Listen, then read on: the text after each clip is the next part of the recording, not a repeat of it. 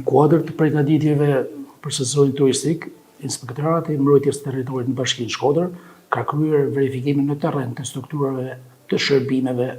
në plazhin e Velipojës, duke i ballafaquar me dokumentacionin e administruar nga institucionet përgjegjëse.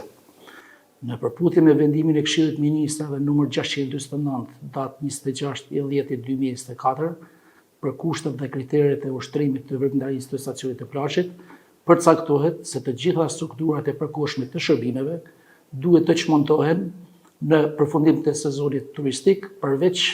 instalimeve sanitare, publike dhe në bazë të kësaj VKM, strukturat që lejohen në brezin e shërbimeve të plazhit duhet të jenë të çmontueshme, strukturat e lehta në mënyrë që të magazinohen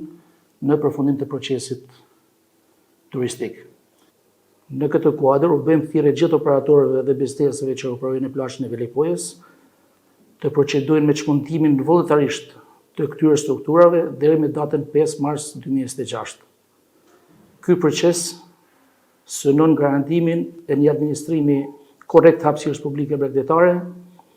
respektimin e ligjshmërisë, si dhe përgatitjen në kohë për sezonin e ri turistik.